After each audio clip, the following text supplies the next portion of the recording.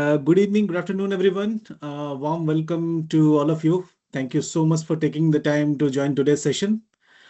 Uh, Let me start with my introduction. I'm Santosh Prasad, Assistant General Manager, Operations Delivery for Adamas Tech Consulting UAE. And before we begin, I would briefly like to go over a few points that some important guidelines about today's session that your mics have been muted to avoid any background noises during the session. The webinar will include Q&A sessions at the end of the seminar. And in the meanwhile, if you have any questions during the slideshow, you can please feel free to type them in the chat box. Our speakers will review and address the questions during the Q&A segment. And so let me start with the introduction now. So we truly appreciate your interest and participation in the UAE E-Invoicing webinar today. So we have attendees joining from different regions and industries, and we hope this session adds real value to your ongoing compliance and digital transformation journey. So thank you once again. So let's get started. So let me take the privilege to introduce my esteemed speakers who bring decades of unmatched expertise in banking, taxation, finance, and technology.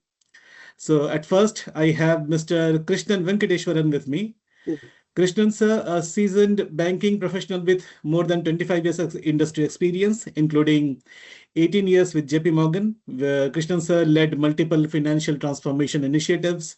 His deep understanding of financial operations, compliance, and digital enablement makes him invaluable voice for today's e-invoicing discussion. Again, I have Mr. Radhakrishnan sir with me. So Radha sir with 40 plus years of experience. His rich expertise in taxation, financial governance. Sir has served as a CFO for multiple large enterprises like IFFCO and Eveready. He is widely respected as a domain expert in tax, finance, and regulatory compliances. His insights will help simplify the real world financial implications of UAE e-invoicing mandate. And last, we have our third speaker, Mr. Anamitra Roy. Anamitra sir, a technology and enterprise system leader with more than 20 plus years of extensive experience, former CIO of large enterprises like IFFCO and ex-head of Oracle Management Consulting for Middle East and Africa. He has led numerous ERP compliance and transformation programs across the region, and his expertise bridges strategy, technology, and execution, a perfect fit for today's session. So with that, I would like to hand it over to Krishnan sir. Krishnan sir will take us through the financial and operations perspective of e-invoicing.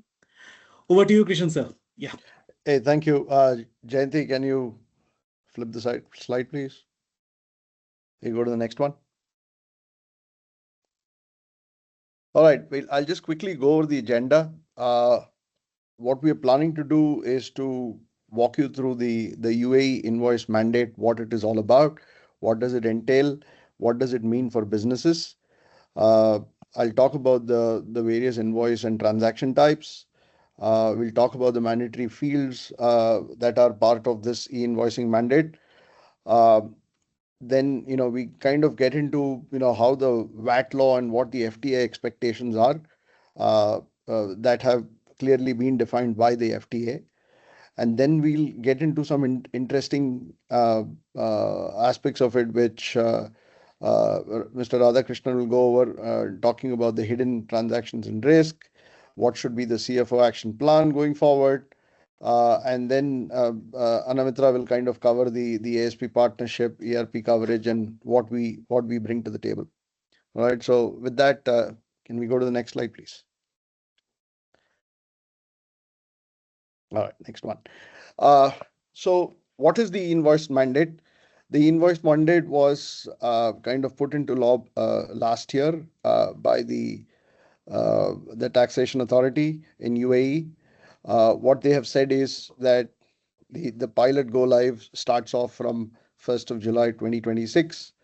There is a phase 1 which includes dates 31st July 2026 and 1st of January 2027.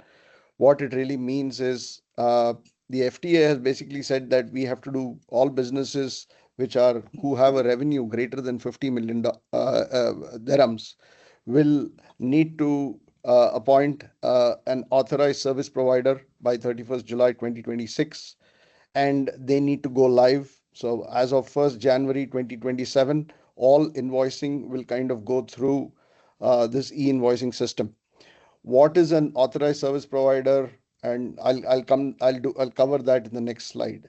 But what are included as part of this? And some other deadlines are for everybody else. All other businesses will need to appoint their ASP or the authorized service provider by 31st March 2027, and they would need to go live by 1st July 2027. And the government entities will be fully live by 1st of October 2027. So that, in short, are some of the timelines and deadlines that everybody adhere to. No more PDF invoices, HTMLs, or paper invoices. It is a structured XML that needs to kind of happen, and we'll get into that shortly. Invoices issued, validated, and delivered in almost real time via FTA authorized service provider. I'll explain who they are, and to the FTA as well. All B2B, that is business to business and business to government, businesses are part of this, irrespective of their VAT registration status. Anybody doing business in UAE will need to be part of this. This would include both accounts payable and accounts receivable flows. And what it entails is a five-corner model and the XML standard, and they have also mandated a 5-year archival. I will go over the five-corner PEPOL model. That will kind of explain who the service providers are and what does it entail. Some exclusions. As of right now, import of goods and services, businesses, those kind of invoices are excluded from this.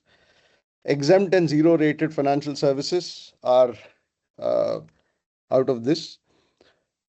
Certain international transportation, airline tickets, because it entails a lot of B2C work, are out of this.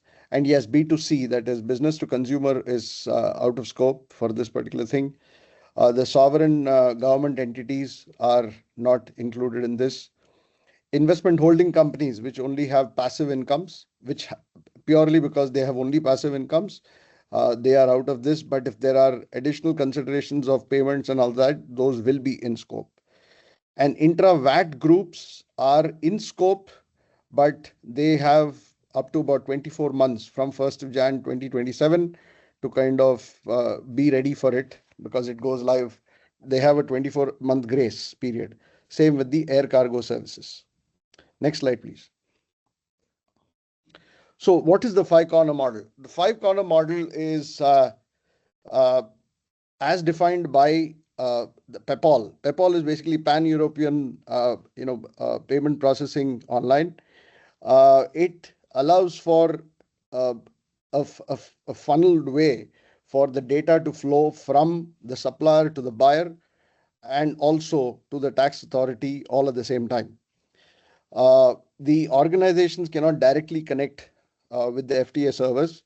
They go through an authorized service provider. So in case of a supplier, the responsibility of the e-invoice is mainly with the supplier. The buyer is merely a recipient of the data and the invoices. The buyer does not have any locus standi other than the fact that they acknowledge the receipt of the invoice data. So the supplier is typically the C1 or the corner 1. The supplier's ASP or the authorized service provider is corner 2. The corner 3 is the buyer's ASP. Corner 4 is the buyer ERP or the buyer themselves. And corner 5 is basically the tax authority. What it means is the invoices are created and generated at C1, and they are sent to corner 2. Corner 2 does basic validations based on what they have agreed with the FTA, and they will generate a UUID or a universally unique ID, send it back to the corner 1 and forward the data once everything is fine. They forward that to both corner 5 and corner 3. Corner 3 will in turn verify that it has come to the right recipient. It will send it to corner 4 as well as corner 5. Now, it looks very simplistic, but it is not, because every system is going through the ASPs are all connected along with the FTA onto something called as the PEPOL open network. The PEPOL open network ensures that data meant for a particular recipient will only go there and not somewhere else, and that is ensured by the ASP. The ASP is mainly a postman. The ASP doesn't do anything greater than that. They cannot accept or reject or anything like that. They can only receive the data, verify and validate whether that all the data points are correct, and then move the data forward. Right. So, as part of this particular initiative or mandate, uh, FTA has also published uh, a schema valid, a data dictionary, which has 50 plus mandatory fields. These fields are, and some of these fields include the PEPOL ID or the IDs of all the buyers and suppliers. There is additional data points such as the tax registration numbers and various things. Now, the point that they're making is whenever we raise an invoice for a particular customer, all the information needs to be complete. If there are certain mandatory fields which are non-negotiable, there are certain fields that are conditionally mandatory depending on the type of transaction and that and the type of invoices that are being raised, right? And the VAT calculations verification, the VAT calculations also have to be correct to two decimal places, uh, and there is also FTA verifies that there is no duplication, there is no and information such as credit note need to kind of reference the original invoices and so on and so forth. So there are lots of checks and balances that are being put in place, and this is going in either real time or almost real time. And the reason is the moment you raise an invoice and submit it, it goes to the ASP. The ASP verifies, validates that everything is fine, and then forwards it to FTA and the buyer. All this happens in terms of seconds or maybe minutes at most. Once FTA gets the data from both what they call as the tax data document or the TTD, they receive from both C2 and C3, that is both the ASPs. They send out a message level status or MLS status back to both the buyer as well as the seller ASPs, who in turn will update it back into the buyer and seller ERPs. All this information needs to get stored as well, and they need to be maintained for at least 5 years. They need to be archived for about 5 years for any audit checks or anything that might happen. Formerly, VAT calculation, reconciliation, and various other things used to be waiting for an audit to find out or to open out things. Now, all of this data is almost directly there, and the FTA receives confirmation for both TTDs that they get from both the supplier as well as the buyer. So there cannot be any duplicate VAT returns, because the VAT returns have to kind of match up with whatever has been submitted to FTA upfront. So it is doing away with a lot of paperwork, a lot of checks. The checks are almost automatic and instantaneous. Right. Next slide, please. So these are the different invoice types and transaction types.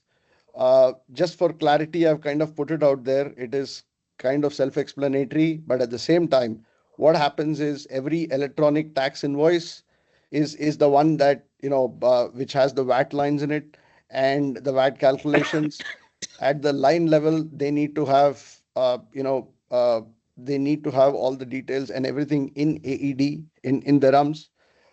If there are any foreign exchange or foreign invoices with USD or any other uh, uh, currencies, the line items wherever the VAT needs to be calculated has to be in AD. So there are some level of complexity involved in ensuring that you're generating the invoices correctly. I already mentioned with respect to credit notes, electronic credit notes, they need to kind of reference the electronic tax invoice. There could be commercial tax invoices and commercial credit notes which don't have tax related or exempt supplies, they also need to go through the e-invoicing. The self-billed ones for electronic tax invoice and electronic credit note are raised by the buyer side ERPs on behalf of the suppliers, and they need to have the arrangement to ensure that there is no problem in the way they manage their the VAT refunds and those processing. The transaction types are actually being stored into a string. It is an or an 8-digit string, each of them a 0 or a 1, depending on whether it's a free trade supplier or a free trade buyer, along with a summary or a continuous supply. The bits are then switched on or off. Depending on the type of trade or the transaction type, there are additional data points that need to kind of be filled in. So, for example, there needs to be a end beneficiary ID if it's a free trade buyer, to ensure that all parties are clearly identified. And if it is the same as the customer, then it's best to kind of keep both those sets of data points updated and filled in. Let's go to the next slide, please. So as I said, there are 51 mandatory fields, actually more, depending on how, depending on the transaction types and the invoice types. Obviously this is a electronic tax invoice. The supplier legal name, addresses all have to match up with the TRN as well as the PEPOL ID. Any mismatch, the invoice is kind of rejected. It doesn't go through the cycle. It doesn't reach the buyer or FTA in that sense. From businesses need to understand that they are not able to start the payment cycle till the invoice is completely approved and reaches the buyer and the supplier. So business will need to rethink how they want to even deal with failures, and how they are able to kind of quickly update the information and send it back. A lot of the data points that are required as part of this are not there in your current ERP or accounting systems. They need to be updated. Certain systems may not have the capability of adding new fields, so you need to work out a mechanism around that, maybe outside the system, so that you're able to kind of maintain it separately, but you're able to add in wherever needed when you're generating the invoices. So there are a lot of complications that one needs to think of. Next, please.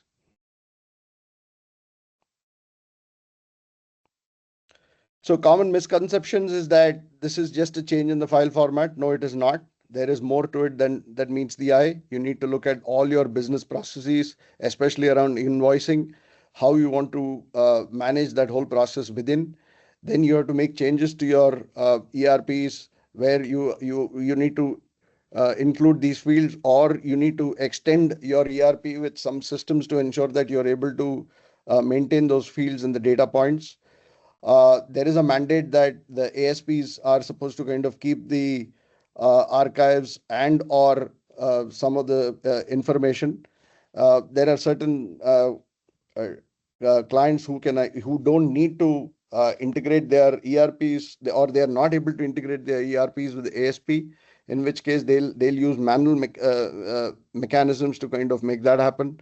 A lot of then you have to also understand what the ASP's capabilities are to ensure that you're able to do that, because at the end of the day, the businesses are liable if information is not being passed on, or the information is delayed. It's very important that you understand that piece. Similarly, let me look at some of the other things here. It's not just it's just an IT project. No, there is business impact. All the business processes need to kind of come into play. So finance has a role to play, IT has a role to play, the accounting teams, and then finally the tax team within the organizations need to kind of adhere to ensure that they are the audit, there is audit trail and all that information coming out of there. Only affects already issued invoices. No, it exposes everything. All your credit notes, all your this thing will be kept track of.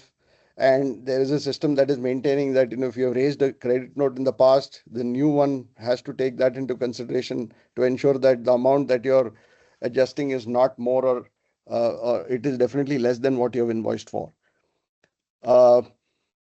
Compliance is basically just plug into the ASP. No, the ASP is actually effectively just a postman. You need to ensure that you're building out the system end to end correctly. Next one, please. So, few things here. Invoice format we talked about. I've kind of mentioned that the most important thing is if there is a delay. So typically the FTA is allowed for about 14 days after goods are supplied or advance payments are done to raise the invoice. If there is any delay, there is a penalty on that. If there is a data delay, the data incorrect or that has been submitted and there is a problem, there is a penalty on that. You're not allowed to cancel an invoice. An invoice that is raised, the only way you can adjust it is against a credit note. There is no concept of debit note. There are only credit notes now. B2C at the moment are out of scope for the moment. B2B, almost all of them will kind of go live and they have to be structured. You need to have the buyer TRN. Any duplicates or any problem there, the invoices will not get through to the right place. Credit notes need to be linked with the invoice. I've already mentioned that. Record retention is a must. Again, 5 years. Wherever there is any audit issues, they need to you'll have to extend the archival on the data. Input VAT recoveries, only with compliant e-invoice data can you do that, and that is almost immediate. Otherwise, there will be the denial from FTA. And intercompany charges, there will be closer scrutiny on that as time goes on. But intercompany, as I said, intercompany transactions they have a leeway of another 24 months before they come into the gamut. All right, next, please. So over to you, Radha. Okay. Thank you, Krishnan, for the excellent analysis and giving a very detailed background information on what this e-invoicing is all about, and from a technical point of view, how is this going to work, right? So my basic task today is to just go back one slide, please. Just go back one slide. Okay. So before we start on what we are going to discuss from an FTA point of view, I just want to recap how this thing has evolved in the UAE. As we are all aware, sorry, just go back to the previous slide, please. Yeah, keep it there for some time. In this country, there was no interaction between government and business in terms of any financial transactions till 2018. That was the year the landmark VAT regulation was introduced, where the government wanted to know how much sales you are making so that they can collect 5% of that as a revenue.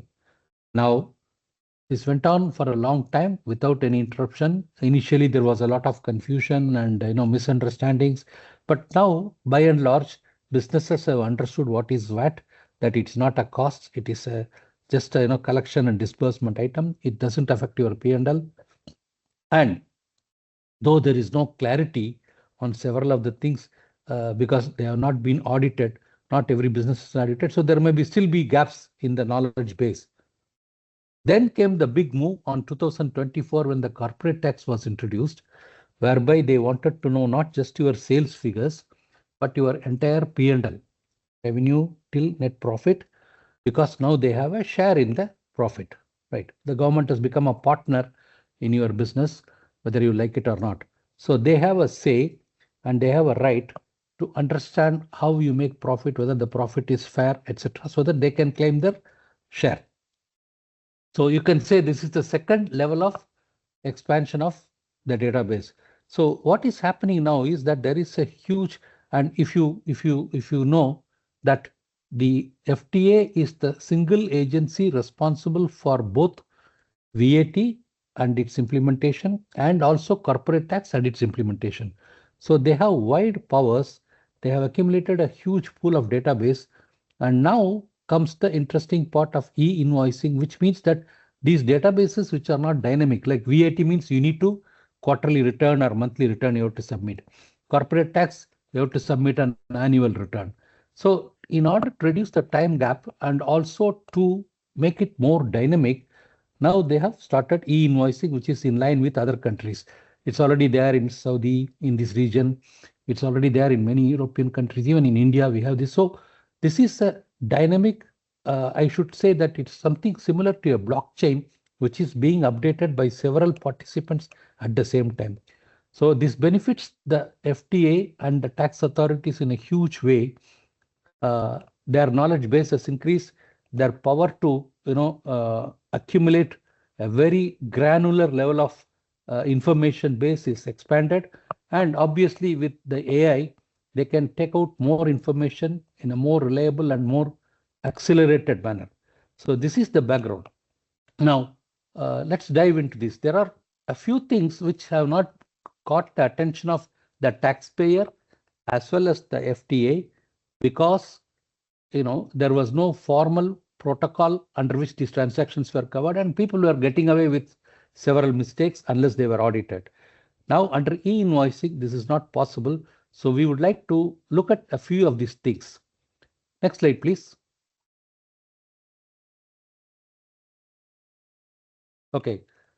So certain revenues are often missed, like manual billings and management fee, which is generally done by intercompany journals, and then expenses recharged via intercompany debit notes, recovering late payment fee from the customer, not by regular invoicing, but by manual adjustments, um, cancellation charges. Then also you come to intercompany, which is a huge thing. You may be cross-charging them for staff, for head office allocation, trademark fee. All this was done in a certain arbitrary manner. Although the corporate tax has tried to bridge these gaps and stop these things to a certain extent, there is still a gap which needs to be filled now. Then take the inventory, which is the huge thing, like free samples transferred to staff, stock transfer. So the bottom line is that every single transaction in your company needs to be covered under the e-invoicing protocol. And as it says here, it's not only capture invoices already issues, it exposes the transaction that should have been invoiced. So the bottom line is should have been invoiced. So how FTA is going to find out what transaction should have been invoiced, which has not been invoiced? That's the next step. Next slide, please. Okay. So a few basic checks, which I said, from with the use of AI and the blockchain, which they will be able to do very instantly, is that your VAT returns and invoice totals.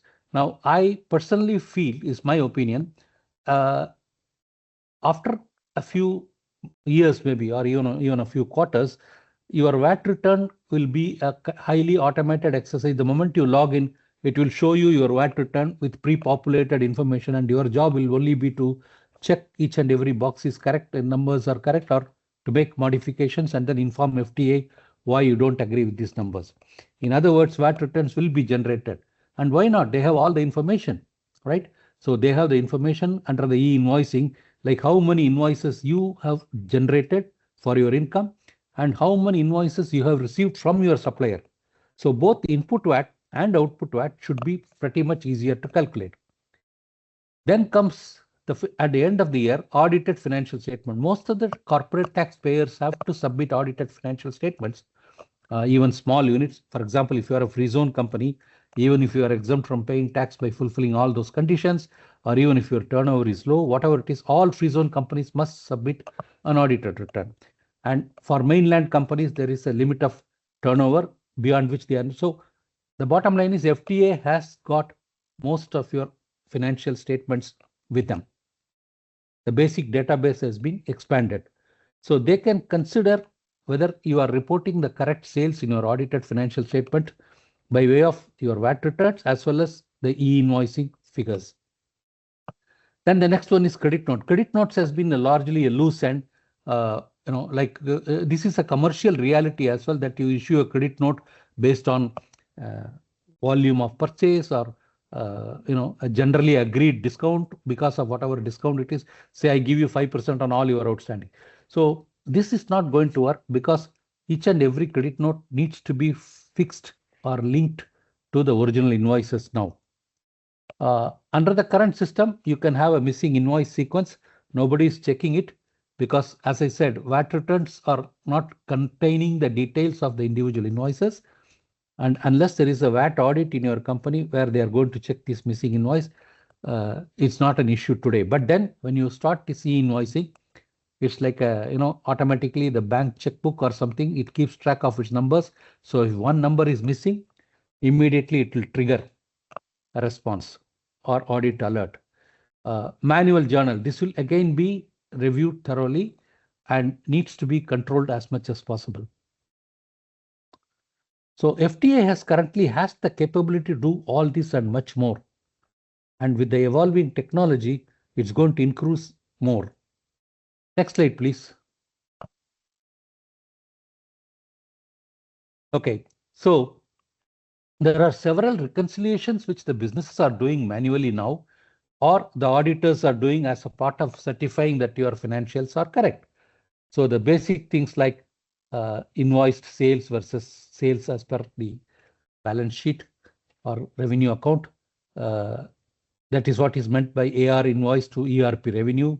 Similarly, on your purchase side, and then comes input VAT, which you need to substantiate with supplier invoices. Now, this is largely eliminated because the supplier is also under e-invoicing. Even if they are not registered for VAT, they need to do an e-invoicing. So your entire revenue as well as expenses are cross-matched by your invoices as well as suppliers' invoices. And as I said, every credit note is digitally linked to the original invoice. And VAT return to financial statement, this is what the auditors are already doing every year. So the month-end close can be much reduced. This is an advantage. So what are the advantages? One is better collection cycle because you are letting FTA know that under what terms and conditions you are buying. And it can reduce your closing because a lot of reconciliations are automatically done. And the VAT return, as I said, it becomes a byproduct. You don't need to be a project. You log in, you'll probably find it's all there in your name, and then you just go in and validate it. That's it. Next. So this is the big picture. So you have a VAT information, which is basically sales information, and your input tax information, which is your purchase. Then your corporate tax returns are a huge database. Every bit of your company operations is captured in the corporate tax returns, including like how much salary you are paying to your brother, etc. So this is, while the VAT returns are trying to capture data on a transaction level, corporate tax are on a broader level on expenses and revenue reconciliation. So some of the things which FTA might look into and trigger certain issues are any deductions of expenses claimed in corporate tax that does not have a supplier invoice because the supplier invoices are captured in e-invoicing protocol. If you have any claim for input VAT and if that is not matched by a supplier invoice, again, this is going to be an issue. And revenue mismatch, obviously. So what it might do is that depending on the severity of the situation, it may increase the audit rates or VAT disallowance, input VAT disallowance, and already returns filed will be corrected and appropriate penalty will be levied. And adjustment of corporate tax, again subject to penalty and more expenses. So we need to be proactive. We cannot wait for the audit to come anymore. Please be aware that every single day, whatever you do in your business, whether you receive goods or you sell goods, you're raising an invoice, you're raising a credit note, or you are giving a discount, whatever it is, all these transactions are known to the big brother immediately. Okay. Next. So what do? Our priorities are, we need to do a gap analysis by means of reviewing all your GL ledgers, identifying what manual journals we are currently passing Are they all necessary? Can we convert them into invoices to avoid this? See, once you become a standard invoice generation process in place, then these manual journals need not be a problem. Non-standard income. Every business has got standard and non-standard income. Standard income is what you do in your main core business. Non-standard is like, selling of services, associated services, miscellaneous income, scrap, other things. Generally, these are not big in amount, so they are ignored and they are excluded from the intensive invoicing protocols which your ERP follows. People try to do it on the side. No, that's not going to cut the cake anymore. And intercompany. Intercompany has got a lot of implications. Instead of just passing the debit note and credit note internally, as and when it is convenient to us, we need to do the transactions because it's a transaction which is vatable. Every vatable transaction has to be captured and invoiced within the statutory mandated time immediately, whether it's intercompany or a third party. So this discipline has to be implemented. Every business has got taxable sales, exempted sales, and out of scope sales. These classifications need to be revisited in your business to make sure that we are okay with the current classification or any adjustment needed to be done. Deemed supply. There is a huge area of deemed supply. Intercompany VAT treatment when one company sells to another, and all credit note workflows need to be reviewed. Right. So these are all the things which we do by a gap analysis. We do an evaluation and we prepare an action plan as to what is needed to be compliant. In this country, the cost of, if you think that, a few of my, contacts and finance people have asked me, what is the bottom line improvement to our company by implementing e-invoicing? Really, I mean, it's a law which you need to comply with. There is no actual benefit to the company in terms of bottom line. It's not, it is indirectly going to improve your cash flow by stricter credit terms implementation. Number one, because your customer also knows that they have committed to the government that it will be paid within 60 days or whatever credit term it is you have agreed with them. And secondly, if it is an opportunity to improve your own systems and make the information flow faster and work in a better way. So this is the main advantage. That is one thing. Secondly, in this country, the cost of, if you think that the cost of implementing an ASP and putting protocols and make sure that somebody is there, obviously you need resources, is very high. Then I have only one word for you. Try not being compliant and see the cost of non-compliance in this country. Okay, we are all very much aware of what the cost of non-compliance is in case of VAT and corporate tax. So how to be ready, right? So there are a couple of things which we need to do. Review all our invoice workflows covering all the transactions, then clean up the master data, which means that as Mr. Krishnan mentioned, there are a lot of fields which are mandatorily required to be included in the tax invoice, the new tax invoice as per e-invoicing. It's not the old tax invoice which you are happy with under VAT tax laws currently. Those are the ones which are going to be replaced by a more detailed e-invoicing tax invoice, which requires more fields. Now, if your current ERP system does not have the capability to include those fields, so that your tax invoice can be prepared automatically from your ERP, then you need to clean up your master data, add all those fields so you have the capability to generate the e-invoicing. This is very important. So first you build your workflows, then you develop your capability to generate e-invoices from your ERP. Then there are certain new invoice types which you may have to implement in addition to the current ones. So you have to document SOPs for those things. And then finally, you engage in ASP before 31st of July to be compliant, and then start the work so that you can be on live on 1st of January, which is the mandatory requirement of the government. So that's it, guys, from my side. We will cover any questions on the Q&A session. With this, I hand over to Anamitra. Yep. Thank you, Radha. Just move ahead for lack of time, Jayanti. Go to the next slide. So good afternoon, everybody. one of the questions would be is why Adamas Tech Consulting? You have ASPs and you have your ERP vendors. What you have just now seen from Krishnan and Radha is that there is a deep knowledge of the processes and the intricacies of this, which is needed.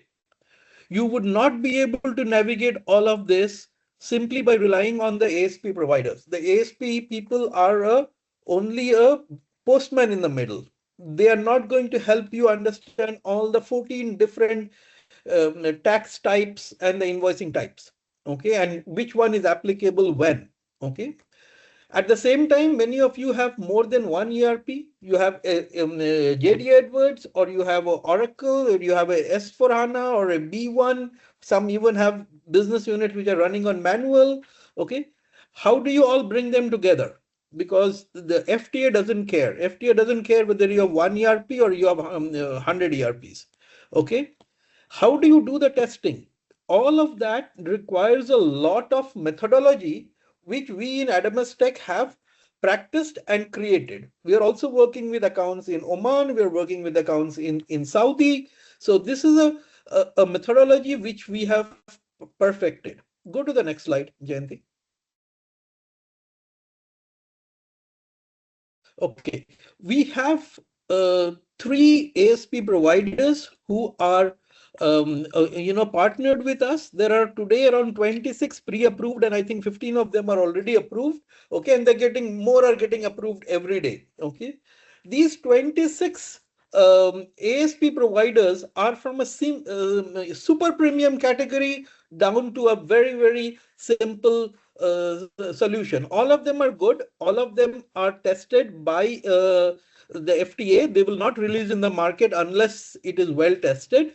However, they all have differences. Okay, it is not the price by which you will choose it. It will be by what do you need, how much risks can you take, what sort of applications are you running, how much sensitive are you to the delays that might happen in this clear tax. To give you an example, ClearTax has committed to 1 billion invoices per year as what they will process in their data center. Okay, whereas Covoro has now done 180 million. That 135 was an older number. They have just informed me there's 180 million invoices that they would do process through their system. So you have to choose basis your volume, basis your requirement, which is the best ASP for you to have that, and we can help you and guide you. And there are at least 25 to 30 major factors in which you need to choose the ASP. Price is just one of them. Go to the next one. Okay.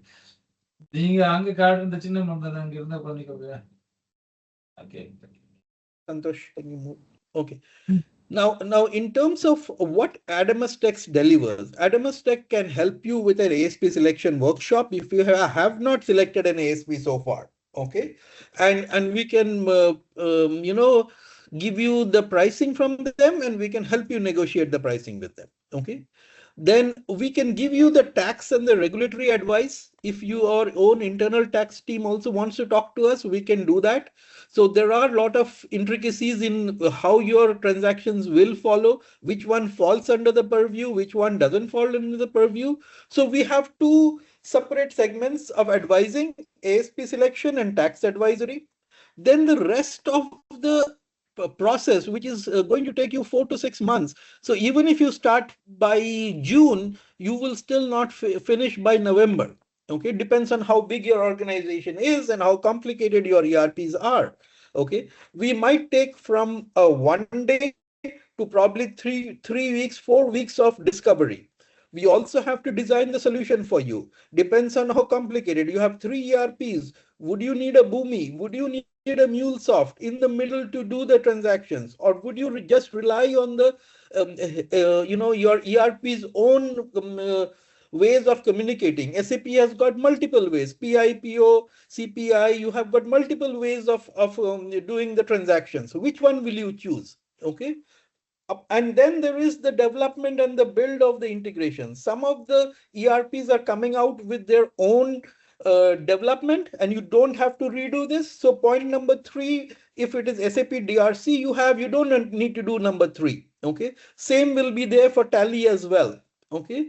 However, it is not there for any other ERP as yet. Zoho is promising to bring it.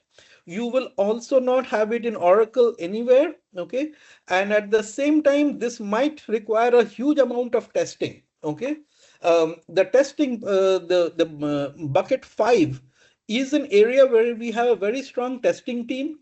Okay, there are almost 80 different use cases that needs to be tested, and you will probably have to run those testing a couple of times before you can be certified by end of November, because to go live on 1st of January, you probably want to finish everything by end of November. Okay. During your go live, you will have a lot of issues, concerns, and failures. We have a team which will look after the go live. Just remember, every ASP will probably have somewhere between 500 to 2000 customers. Okay. And many of these ASPs don't have more than 30 to 50 people on their employee payroll across the world. So there is very little chance that they can actually handhold you during the go live process. Similarly, we also have a hypercare and an 18-month AMS service, which we provide along with it. Each one of these can be individually priced or individually taken. Go next. Okay, now, as Radha and Krishnan were talking about, there is a huge amount of data which is going to go out from your system and come into your system. Now, this change is actually a game changer. 20 years ago, when the companies first went into the ERPs, which was a game changer, today this is again going to be a massive game changer for the companies. Now, Dubai is probably ahead of this curve. Even the only other country which is doing a five-corner model today is Singapore, and Singapore has not mandated this until 2030. Okay, so Dubai is the first country in the world who's doing a five-corner model and mandated this. The PEPOL system comes from Europe. Almost all countries in Europe are doing it in some ways or other. Okay, however, changer. Okay, you will have these data, and today you have AI. Okay, the AI way of handling this data is going to make a lot of difference for you. Okay, for the CFOs, working capital optimization can be done through AI on the payment terms, on the cash flow which is coming in, going out. So we could have AI create individual models, and we can even showcase this for you when needed. Okay, no one else is doing this for you. There are some ASPs who claim they have it on their data. We are doing it across the board, irrespective of whichever ASP you choose. You choose Taxila, or you choose ClearTax, you choose any other ASP, Flick, this, that. We will be able to give you a lot of AI-based solutions on that data, which is forward thinking rather than being on the ERP system. Okay, just remember this. VAT used to be a report you used to send after 3 months. Today, VAT is online, instantaneous. Go to the next. Jayanti, go to the next slide, please. Yes. The other thing which we want to stress on, huge amount of effort has to be there on the master data quality. Okay, if your master data quality is bad, you will end up with a lot of problems. Okay, so we can help you with the master data area, and this has to be a continuous audit. You might have the best master data on 1st of January, but within 1 month you will be back to square one with a lot of fake information coming in. Okay, so you need to maintain a continuously a good health of your master data to enable you to be error free. Next. Yeah, Krishnan, you want to take it?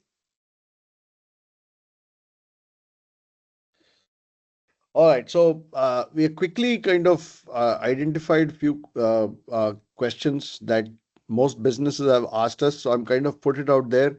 I will also take in the questions that have been put on the chat.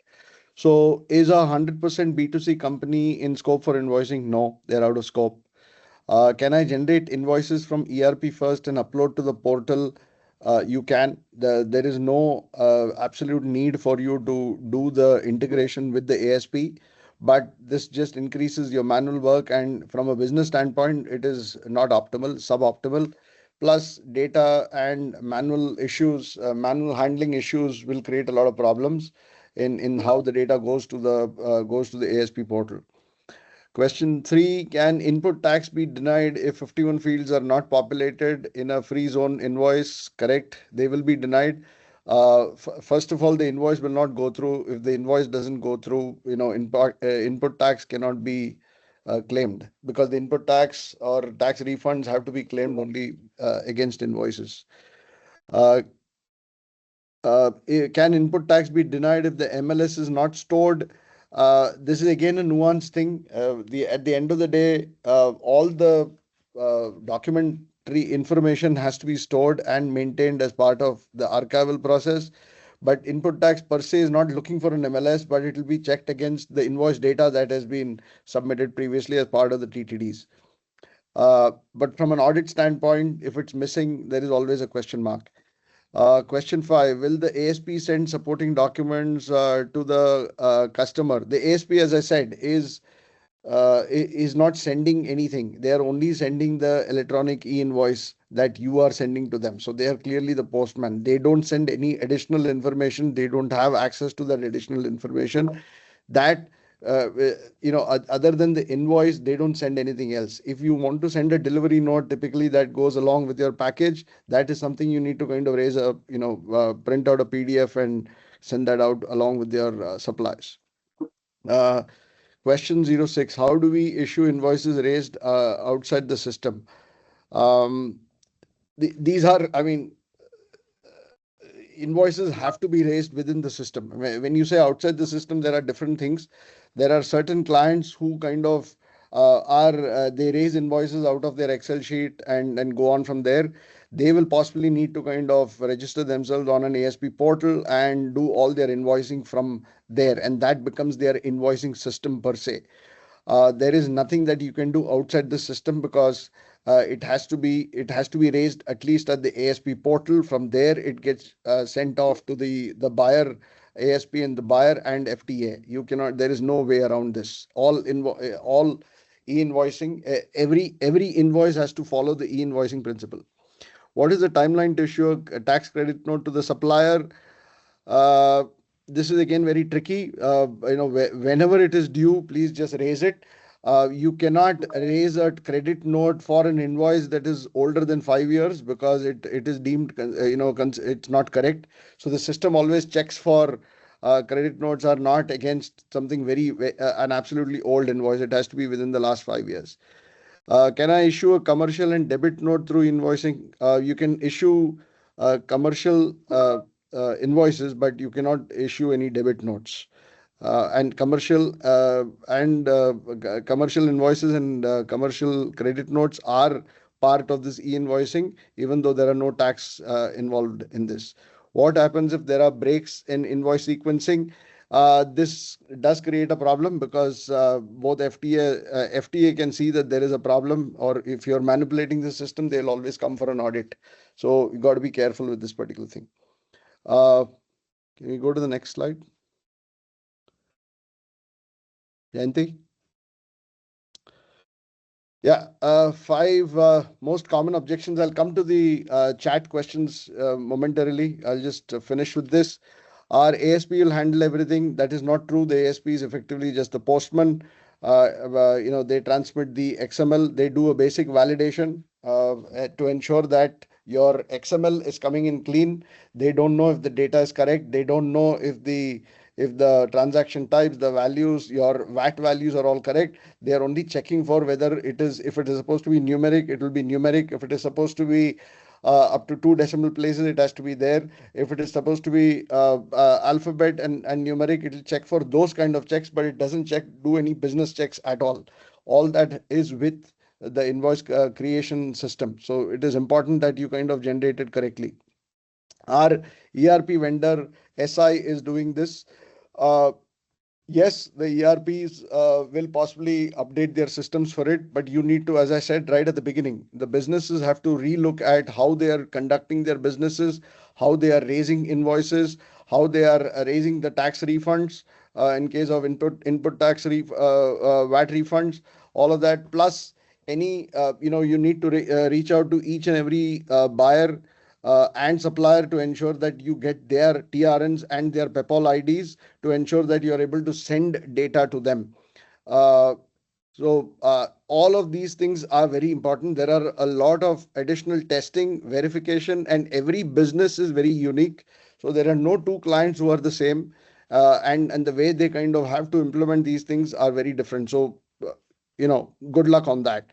We'll do it ourselves again. You've heard the complications. This is not scaremongering. This is the reality. There is a lot of data that needs to be updated. Your ERPs will need to be updated with the new set of fields. The If you have the expertise in-house, great.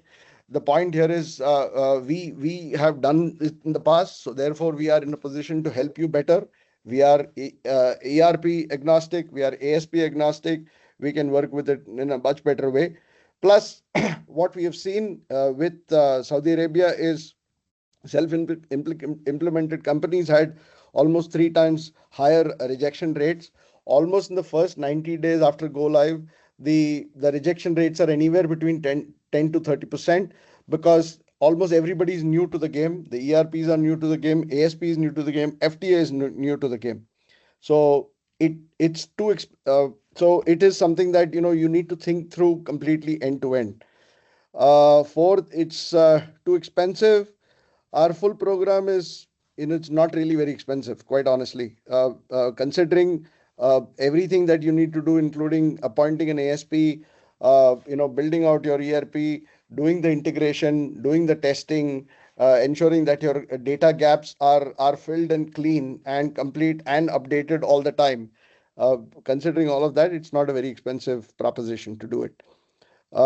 We have time. Deadline is Jan 2027. Yes and no. You need to kind of do a lot of impact assessment of your business and the way you raise invoices, and you have to do that and the gap analysis very quickly.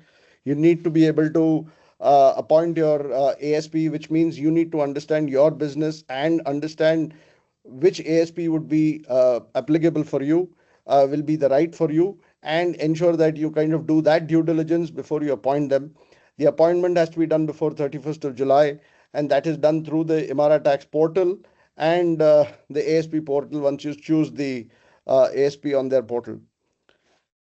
All right. I think we are done with the questions here, right? Can I go to the... Yep.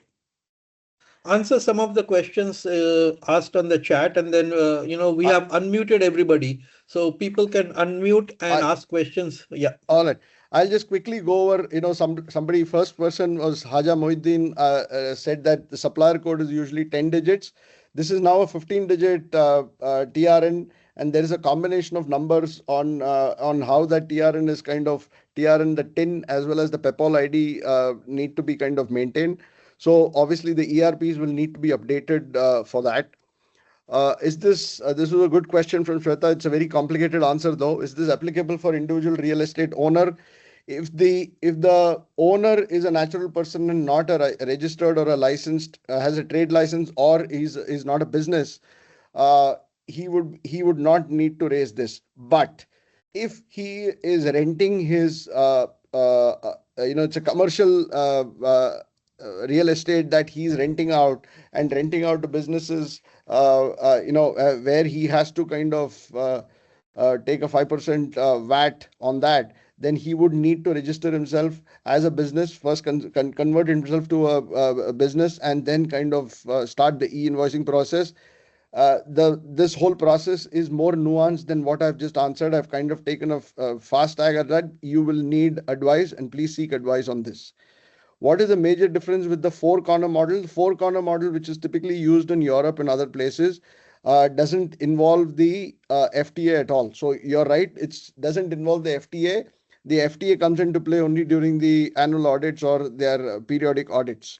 Here, UAE has taken the differential stand of ensuring that all the data comes to them by way of the TTDs, which is the tax data document, and it comes from both the supplier and the buyer side. So they are able to kind of quickly generate information and ensure that the VAT tax refund requests are correct.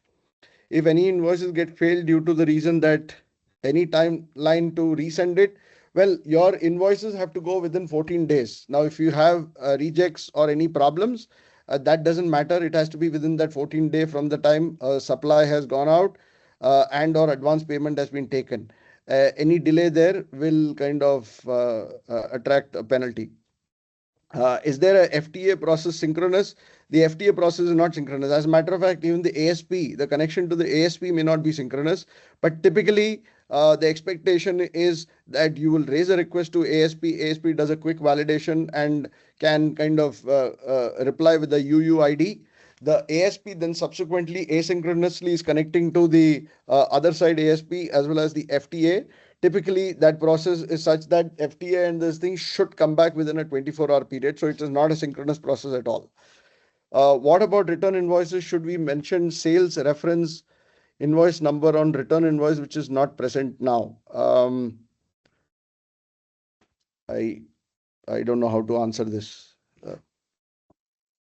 What is the question again?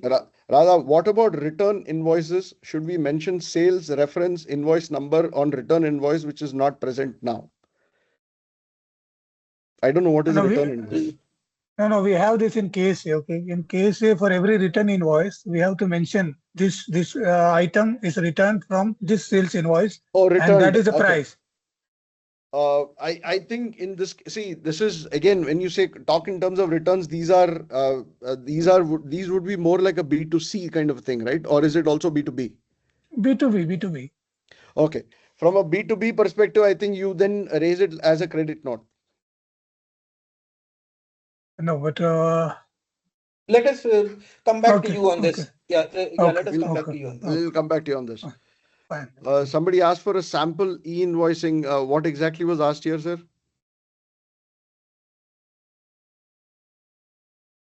Okay. I think we'll get back to them. Will there be a sandbox? Yes, there is both an ASP and the FTA have sandboxes. Typically, we need to test against the ASP sandbox. The ASPs are supposed to test against the FTA sandbox to ensure that their connectivity and this thing happens. So as long as you test against the ASP sandbox should be enough. But what we suggest is that you are able to kind of test it and get all the information back, including the MLS from the FTA. What are the key compliance parameters to be considered in a 5-corner? I mean, here there is no data separation or PI information in that sense, because the supplier set of information, the buyer set of information, the final beneficiary set of information, everything has to match up with what is there in the FTA's database. So when you're sending this particular thing, the ASPs are also looking that up to ensure that your data is complete and covered there. There is, and this is again, it is whatever you're supplying line item wise, along with the numbers and everything. I don't know what will get hidden. There is no nothing getting hidden per se. Again, the ASP, there could be the same common ASP used across multiple suppliers and multiple buyers. The assurance is that, a customer for the ASP, his or her data is not going to be shared with another customer. There is segregation that they have there. If that's the question, yes, that segregation is there, and that needs to be ensured that you verify that with the ASP and get that in your contractual agreement with them as well. How many ASPs are there at the moment? At the moment, there are about 26, and even more are enrolling for it. Expectation is that the number of ASPs will just go up in days and months to come. So KSA, there is a difference between e-invoicing between KSA and UAE. In KSA, what happens is when the invoice is raised, it goes directly to the regulator first. They pre-approve it before they send it off to the buyer. Is AI involved in the decision making? Any human in the loop for critical decisions? AI, if there is, in this sense, AI will be used by each of the corners per se. So if as a business you want to use AI to do some of the validations before you send off to the ASP, it is good because AI learns over a period of time. And what it learns, it can be maintained within within your business systems, and it doesn't have to get out of there. And you can build your AI in such a way that there is a human in the loop. It's not like AI will decide everything for you. There are certain things that the AI can decide and correct and move on. Others, it can request the human to kind of take a decision. I just want to highlight one example. Is one of the things, the buyer system, the buyer ASP or the buyer ERP has no locus standi in rejecting or accepting a particular invoice that comes to them. So there is one issue, and this is a problem, is that invoices can get raised by spurious invoices can be raised and sent to a buyer, and the buyer has to accept them. Now, you need to kind of put in some intelligence there, both at the ASP end, to ensure that they don't hit your ERP system, because you accidentally don't want an automated payment going out to an invoice that is spuriously raised. It's quite possible that somebody raises like a DDoS attack. They raise multiple invoices and send it out. Safeguards are there because the ASPs are registered with the FTAs. It has to come from a authorized service provider. But if the service provider or if the ERP system that is sending it out has a malfunction, that will need to get addressed separately. But that is not something that is caught as part of this process. You'll need to put in more intelligence and thinking on how you build out your accounts payable as well. Okay. There is one question on HHT versus SAP DRC doing it. Can I answer that, Krishnan? Yes, please. Yes, please. Okay, so basically you could do either. The FTA does not mandate that everything has to be instantaneous, that you have to do online. Okay, so you could do it after it has been synced with your ERP. However, it would be better if it is done immediately. Then you don't have to do that additional reconciliation that you may have to do between what has been sent to the FTA, what has not been sent to the FTA, okay, the ASP part of it. But this is something we can actually look at the volume, look at the ways of it being done, and give you a much more granular answer. Okay, the short answer is yes, both the methods are okay. There is one question around, van sales application directly sending to FTA. Nothing can directly go to the FTA. It goes through an ASP. So if it is HHT, what Anamitra talked about, HHTs will have to be also integrated with ASP along with your ERP to ensure that you're able to send that data. But typically what would happen is HHT will kind of raise the invoices, but they will go back to their head office and use their invoicing systems to kind of send that out to their clients. Radha, there is a question on should we minimize the journal entries, especially at month end? Well, so okay.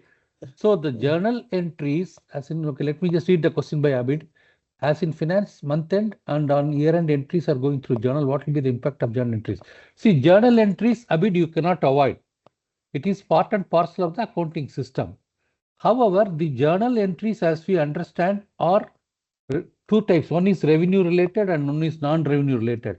Things like your depreciation, your accruals, your prepayment, all those journal entries are unavoidable.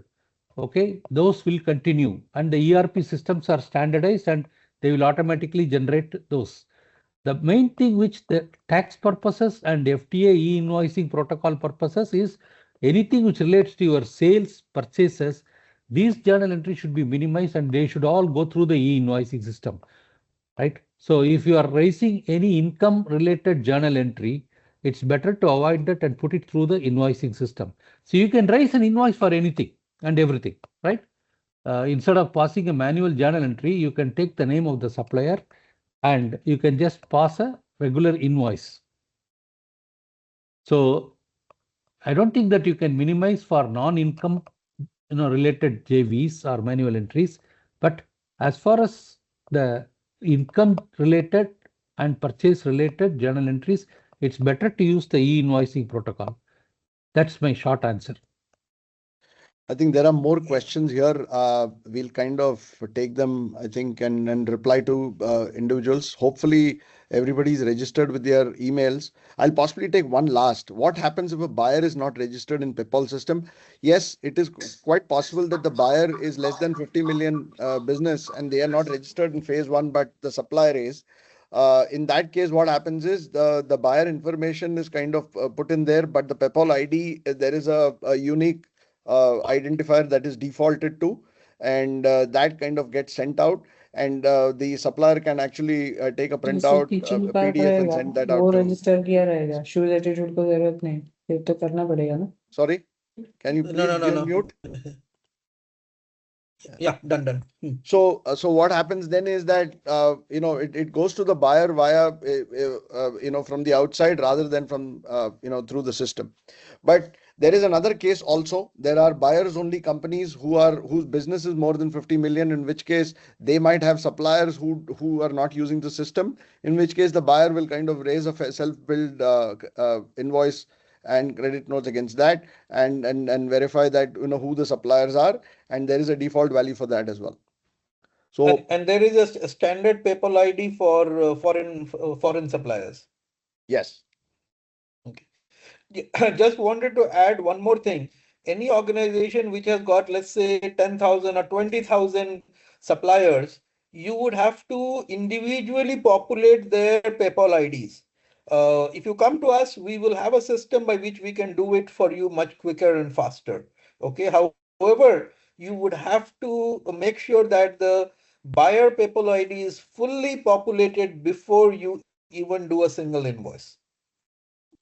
Okay.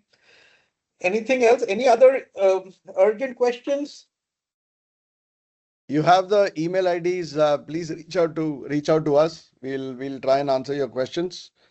Thank you very much. It was, I think, very engaging, and I think the questions were also very interesting. So this gives us and thank you for your patience also in this. Thank you. Thank you, everybody. Yeah. Thank you. Bye-bye.